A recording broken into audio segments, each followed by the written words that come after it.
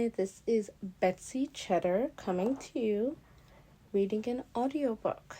Yeah, I'm doing that now. It's going to be fantastic. I love reading, and I've recently rediscovered it through all of Rick Riordan's books, Percy Jackson, Magus Archives, King Chronicles, the works. So, I decided that I shall take on the task of reading books myself. So today I'm going to be reading Ace of Spades by Faridah, Àbíké-Íyímídé, and I have been wanting to read this book for a long time, and now that I've finally gotten back into reading, that's going to be what it's going to be. Alright, Ace of Spades.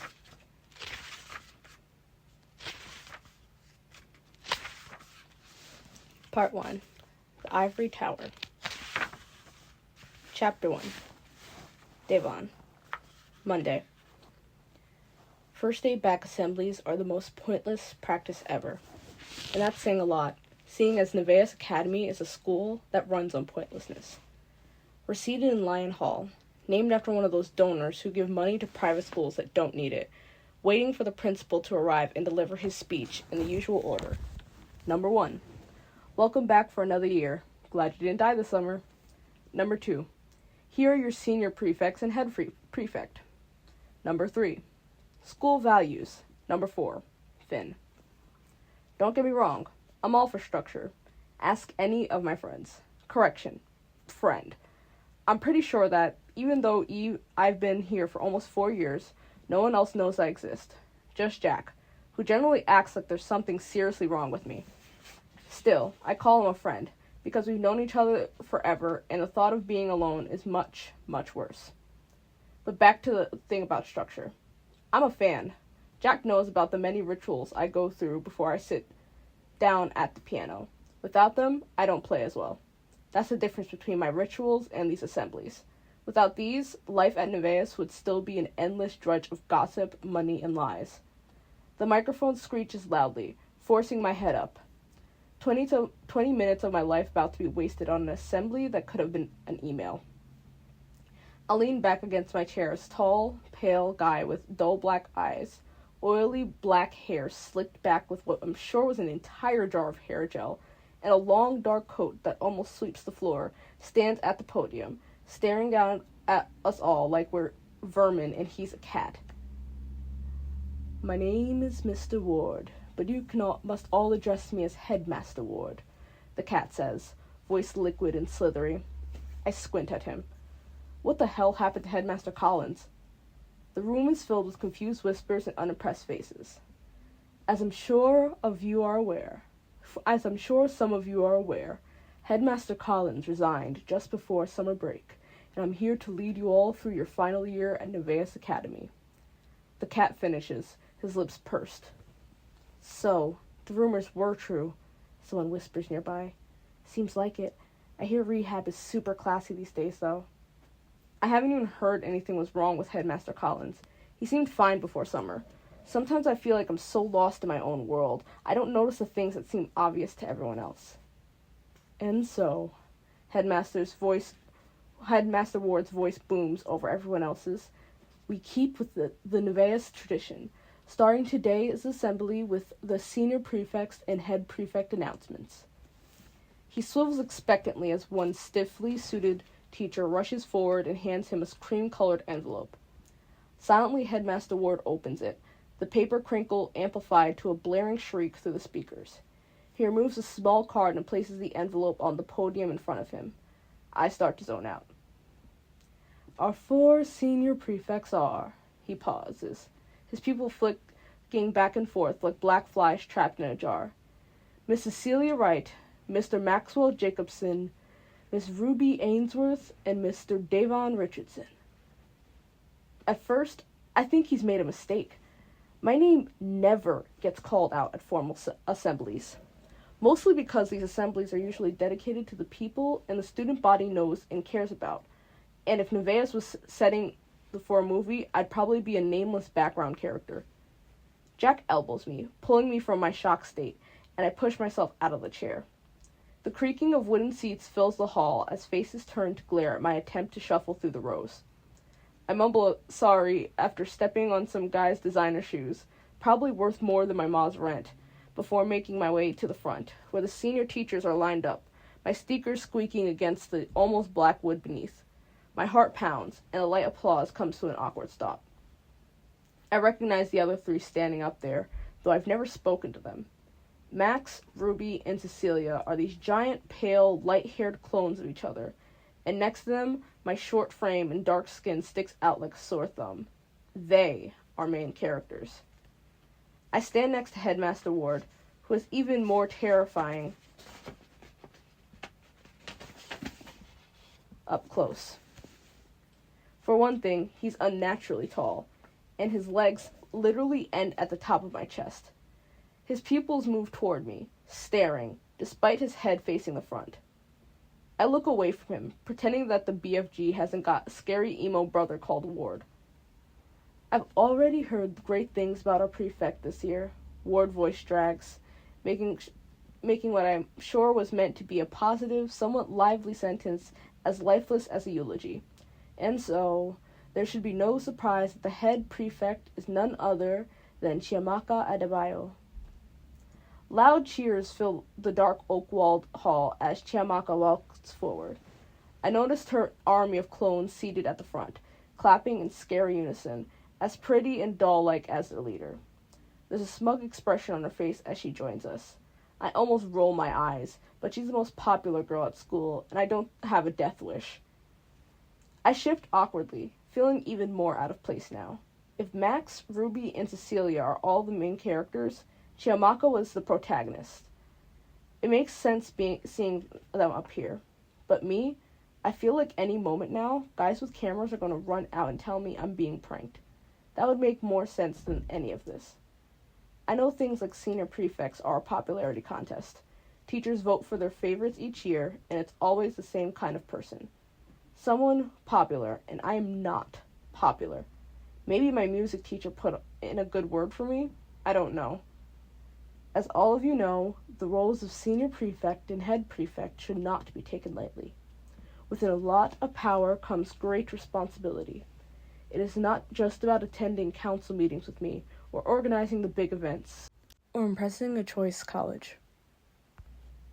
It is also being a model student all year round, which I am sure the 5 of these students have been during their time at Nevaeh and will, hopefully, continue to be long after they leave Nevaeh behind. Headmaster Ward forces a tight smile. Please give another round of applause to our prefect council this year, Ward says, triggering louder claps from a sea of pale in front of us. I feel a few eyes on me, and I avoid them, trying to find something interesting in the floor beneath my feet, rather than dwelling on the fact that there are rows and rows of people watching me. I hate the feeling of being watched. Now, for the school values. We turn to face the giant screen behind us, like we always do, ready to watch the school values scroll down like credits at the end of a movie, while the national anthem plays in the background. In normal assemblies, we usually just pledge allegiance to the flag, but seeing as this is the first assembly of the year, Nevaeh does what it does best. Amps up the drama. The screen is enormous and black and covers most of the large, double-glazed window behind the stage. Nevaeh is a school made up of fancy, dark wooden walls, marble floors, and huge glass windows. The exterior is old and haunted-looking. The interior is new and modern, reeking of excessive wealth. It's like it's tempting the outside world to peer in. There's a loud click, and a large picture fills the screen, a rectangular playing card with A's in each corner and a huge spade symbol at the center. That's new.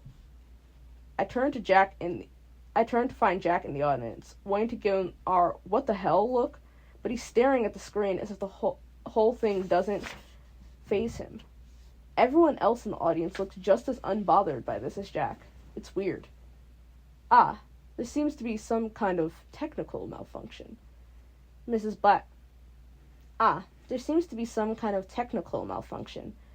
Blackburn, my old French teacher, announces from the back. A few more clicks, and all goes back to normal. The national anthem blares from the speakers, and we sing along with our palms placed on our chests so we watch the school values fly past. Generosity, grace, determination, integrity, idealism, nobility, excellence, respectfulness, and eloquence. 9 values most people at the school lack, myself included.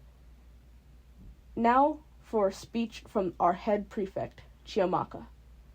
The student body goes wild at the mention of her name, clapping even louder than before and cheering like she's a god, which, by Nevaeh standards, she basically is. "Thank you, Headmaster Ward," Chamaka says as she steps up to the podium. "Firstly, I would like to thank the teachers for selecting me as head prefect. It's something I never imagined would happen." Chamaka's been head prefect 3 years in a row now. She was the junior prefect as well as the sophomore head prefect. There's nothing remotely shocking about her selection. Mine, on the other hand... She looks back at the teachers with her hand still placed over her heart from when we sang the national anthem, feigning surprise like she does every year. My eyes really, really want to roll at her. "As your senior head prefect, I will work hard to ensure that our final year at Nevaeh is the best one yet, starting with the Senior Snowflake Charity Ball at the end of the month. This year's council will make sure it is a night everyone will talk about for many years to come." People start to clap, but Chamaka doesn't back down. Instead, she drags the microphone forward, not yet done with her soliloquy. "Above all else, I promise to make sure that the majority of the funding we get goes to the right departments. I'd hate to see all the generosity shown by our donors to go to waste. As senior head prefect, I'll make sure the right people, the students winning the mathalons, competing at the science fairs, the ones actually contributing something to the school, are prioritized. Thank you." Chamaka finishes, flashing a wicked grin as the hall erupts in applause once again. This time, I roll my eyes without a care, and I'm pretty sure the girl in the front row with the red bows in her hair looks at me with disdain for doing so. The prefects all stay behind to get their badges while everyone else marches out of the assembly to their first period classes. I watch them with their shiny, new, fitted uniforms, their purses made from alligator skin and faces made from plastic. I look down at my battered sneakers and blazer with loose shreds. I feel a sting inside. There are many things I hate about Nevaeh, like how no one, besides Jack, is from my side of town, and how everyone lives in huge houses, white picket fences, cooks that make them breakfast, drivers who take them to school, and credit cards with no limit tucked away in their designer backpacks. Sometimes being around all of that makes me feel like my insides are collapsing, cracking and breaking. I know no good comes from comparing what I have to what they have, but seeing all that money and privilege and having none hurts.